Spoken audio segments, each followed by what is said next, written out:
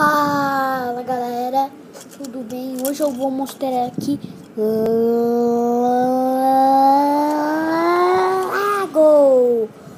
E é um carrinho que eu ganhei aqui do meu irmão, que ele deu pra mim, ó, de Lego, ó. Dá pra desmontar ele, óbvio, né? Lego desmonta, viu, ó.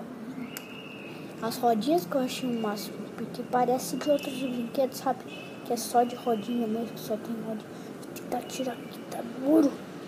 Mas como que tira essa coisa? Ó, tirei a rodinha, você vê? Vocês verem, ó.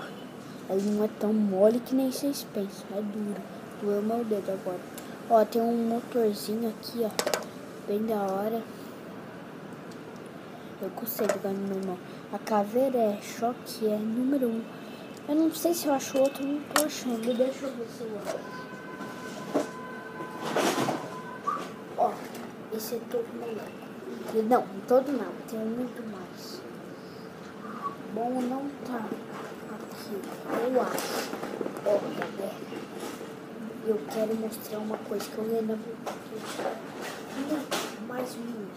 mas muito legal. O Chewbacca de Lego. Uhum. Vem a nave dele junto, mas não vou ficar pegando e tirando coisa, né? Aí, ó, Chewbacca. Tô sem cabeça. Ó, galera. Aqui, ó, deixa eu colocar ele no carrinho. Eu nunca coloquei ele nesse carrinho, deixa eu ver. O Lego é todo Minecraft, mas eu guardo outras coisas lá. Eu não tenho tempo de arrumar as paradas, né? Aí tem o Hulkbuster, sabe? Aquele grandão, aquele bonecão do Homem de Ferro.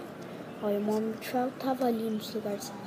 Olha que da hora, o Chewbacca, achei muito legal esse carrinho.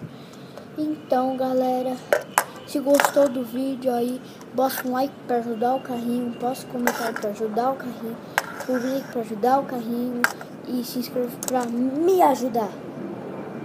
Então, se gostou do vídeo, eu já falei isso. Falou!